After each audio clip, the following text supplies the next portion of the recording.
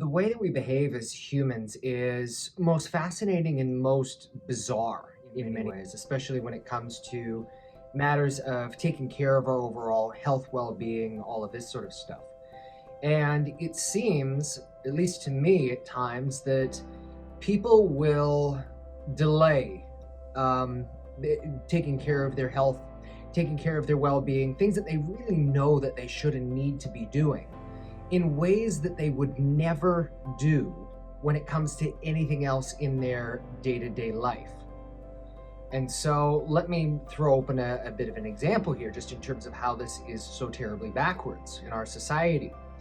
And right now we are being confronted with, fears of inflation. The idea being that you've had an increase in the global currency supply, things like that. As a result, we're now having where there are more units circulating in the system. And one of the unintended consequences of that is where we see the prices start to rise. So you start to see the price of petrol going up. You see the price of food going up. You see the price of all of the kinds of necessities and daily commodities that you need in order to be living in a functional civilization. All of these things start going up. And so, what do? If you realize that an inflation situation is not going to be fixed, it's not going to be saved by your government, nobody is coming to save you here, that this problem is only going to compound and it is only going to get worse, what are you most likely going to do? You're going to say, okay, if my resources are relatively scarce, that what I need to do is I need to stock up on certain items while I can. And so if you see something that is on sale or it's slightly reduced price, even if you don't need it right now, you stock up on it knowing that you are going to need this one down the track. And guess what? It's going to be even more expensive later on when the time would come that you would actually need that. So it makes sense to get in there and do something about it right away. Unfortunately, at least as it relates to inflation, this only compounds the cycle, which inevitably causes it to continuously spiral to the point of being completely out of control, at least as it has, in many examples of economic cycles and inflation cycles and all of this sort of stuff that occurred throughout different nations over the course of history, especially if society, government continues to do the exact same kind of crazy things that got them into that situation in the first place. But, neither here nor there for this discussion here. The point being is that people realize, at least when it comes to economics and finances, that there comes a certain point, or more appropriately, that when there is an issue, it makes sense to address it when it is small. Because the longer that it is delayed, A, the more expensive it's going to be later on to accomplish the exact same thing that you want right now. But B, it's also going to take a lot more time, effort, energy, and stress, even if you did have the finances and all of that sort of stuff. And so as another simple example, let's say that, it's a Saturday afternoon, something like that. And let's say that, oftentimes people are feeling a bit, stressed, strapped for cash, all that sort of stuff. But then you have one of those essential commodities in your life break down. Let's say that it is your refrigerator. Let's say that it's your TV. Let's say that it's your phone. Let's say that it's your computer.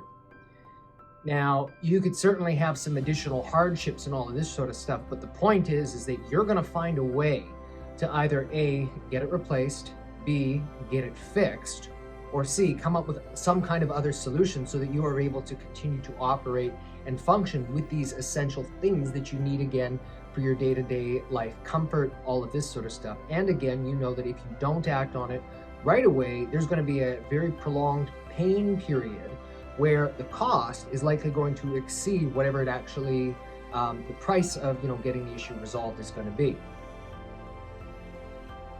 So this is the way that we look at the outside world and the things that are in our day-to-day life. But the fascinating and the peculiar part to me is that this is not typically the way that the average person is going to look at their health and at their well-being. What did we say when it comes to the concept of inflation? We said, and we correctly identified, that if you know, at least if human beings know, that the price of something is going to go up, they're going to act on that immediately if they can, so that they don't have to pay a bigger price down the track. But when it comes to health, people oftentimes are not willing to put in either their money or their time or their effort or their energy into keeping themselves well in the beginning, and oftentimes do not act, or more appropriately react, until they have actually developed some kind of a pain, a pathological process, a disease process, or something like that. And guess what? By that point, by the time often where the symptom starts to manifest in the body, that process has been going on for a really, really, really long time. I've done in a number of different other talks here. I've talked about exponential growth. I've talked about the momentum cycles. I've talked about disease cycles in brief, like a tiny snowflake at the top of a mountain. At the very beginning, there's not too much of a change and all that sort of stuff. But when that momentum starts to turn and starts to build up, it starts to cause a lot more problems. So suddenly, boom, at the bottom of the mountain, you've got a massive avalanche. And the same thing oftentimes goes when it comes to people's health, well-being, and all that sort of stuff. By the time that the symptoms creep into their life and start to dominate and start to take up and take over everything, guess what? That process had been going on for a really long period of time. And if people are honest with themselves and they look back, they say, okay, yeah, I was starting to feel, maybe not quite myself for a little while there, but I attribute it to me just getting a little bit older or a little bit stiffer. I had more stress. There's all kinds of different, reasons that we can, use to justify why we're not feeling as well as we used to. But we don't think about the possibility that, maybe there was something that happened or something that changed in my life 5 years ago, 10 years ago, 20 years ago.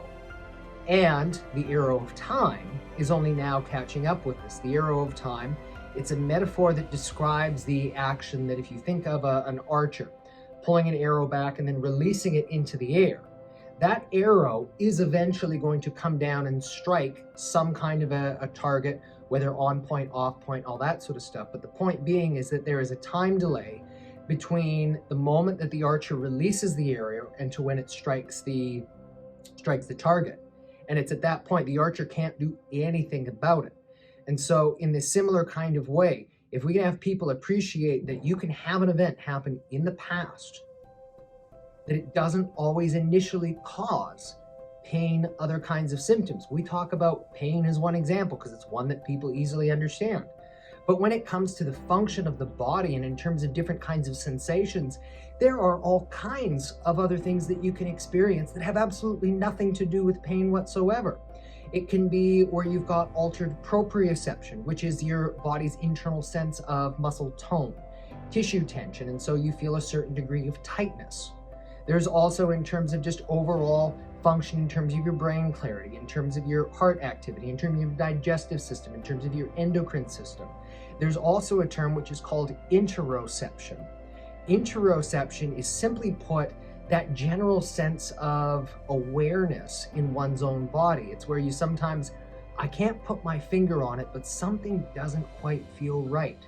Or the difference between a day where you crawl out of bed and it's like, oh, this is just not going to be a good day whatsoever, versus a day where you feel alive, where you have energy, where everything is just happening in wonderful synchronicity, all of this sort of stuff. The point is that if we pay attention to these subtleties, we can become much more aware of the circumstances and the things that are occurring in our own body. And as a result, when we have these things starting to accumulate over a period of time, then it gives us that opportunity to course correct before we get to the point of developing the pathology and the disease and all of that sort of stuff. Because by the time that we do, and a good chunk of, when I am first working with a large number of my clients and we're doing our initial physical assessments and neurological assessments and diagnostic tests and all of that sort of stuff, we come to the conclusion, a realization that's sitting there in front of us in black and white that no, even though you only started to experience these kinds of problems, say 6 months ago, 12 months ago, and all that sort of stuff, this process started 20 years ago. And as a result, we have to treat and address this as if this has been a problem that has been accumulating for 20 years. And so here then is the interesting paradox and the conundrum and all of this sort of stuff in terms of how we are so backwards in terms of our society and all this sort of stuff, because it's at this point where a lot of times people will put up all of the reasons why they can't or won't or shouldn't and all of that sort of stuff. Number one concern is that they're going to bring up is either money, or it's going to bring up time. They're going to say, oh, I've already done all of these different things and I've spent all of this money and all that sort of stuff, so I'm not sure that I can really commit to doing what's necessary here, or that I have all of this other busyness and activity going on in my life. I can't do all of these sorts of things and all of that sort of stuff. And the problem at that point is, okay, well, what do you actually want? Do you want to be well, and are you willing to do whatever it's going to take in order to be well, or do you want to continue to suffer? And it's because whether you knew it or not, when those initial events were happening and all of that sort of stuff, that was the equivalent of you could have resolved it early on. You could have spent little time, little money when the problem was small, before it was causing any symptoms whatsoever, in order to get to the underlying root cause. And unfortunately, whether again you knew it or not, it has gotten to the point now where it is a much bigger problem. The inflation has blown out. And as a result of that, there is no shortcut anymore. It is going to take more time, more money, more effort, more energy, more all of these things, both on the part of the doctor, but in particular in terms of what the individual is going to have to be able to do in order to get back, at least as much as possible, to where they were. And again, if they realized that there were going to be the consequences and that they were going to have to spend a lot more time, money, energy, all of that sort of stuff later on, as if viewing our physical body like it was all of the other stuff that we have out in our life, I think that people would oftentimes make a lot of very different choices. And this is an important one, even for people who have had to basically take their medicine. If, I can use the medical description there, and that's going to seem odd coming from the chiropractor. I'm telling you, you have to take your medicine. And by that I mean, there's no shortcut when it gets to that point. You have to do whatever is necessary in order to be well. And sometimes it is not a simple one and only thing. It's going to take time. It's going to take a number of different practitioners. It's going to take, more resources and all of that sort of stuff. There's no other way around that. And you have the choice. You either keep putting up with it, or you give it a go and you do the very best that you can to the best of your ability. But what I was getting to in that particular case then is that, if and when you've had to go through that experience, then if you are able to actually restore that, then I have to say you've also got a little bit of a responsibility that goes back on you too. And that is to become an advocate. And I'm not talking about, being an advocate for me or what I do in my professional work and all of that sort of stuff, but to become an advocate and to become somebody who lets other people know about your experience so that they do not have to go through the same kind of thing. You see, I'm only one person. I can only share so much information with so many people, even on a video, like this, which can get out, up to hundreds of thousands or millions of people and all that sort of stuff. But it requires that cultural shift. And it simply put is that, when we are feeling well, when we don't feel that there's an issue and all that sort of stuff, that is actually the best time, the best possible time to stay on top of things, to make sure that everything is working right. Why? Because if you take the time to go see your family GP once every 6 months, once a year, just to make sure that everything is doing okay. Going to see your dentist once every 6 months or once a year to make sure that everything is doing okay. Going to the gym, doing your exercises, eating healthy, seeing your nutritionist, seeing your physiotherapist, seeing your chiropractor, getting these things checked out even when you are feeling 100% well. It's because there may be one day where one of these people is going to say, I actually see something is going on here, but that wasn't there 6 months ago. What's changed? That's when we can catch it, when it's much smaller. And when you then, the person who's going to experience that, is then able to solve and resolve it before it has the ability to develop that compound interest and to grow into something that's going to be much bigger and is going to take a lot more in order to get on top of 5, 10, 20 years down the track. And I know that that can be a little bit of a pain in the sense that, well, if I feel well, everything's going okay, why do I have to pay attention to it? That is the whole point of it all. It's when we are still feeling well, that is our time, that is our opportunity, where it's very simple to, take care of, to stay in that positive momentum. And so that even if, we're still going to have to develop certain kinds of problems as we may be getting older and all that sort of stuff, they do not have to afflict us at the same rate. And as a result, down the track, it's not going to be near as invasive. It's not going to be near as costly. It's not going to take near as much time. It's not going to take near as much work to help keep you going so that you can enjoy your quality of life as much as you possibly can.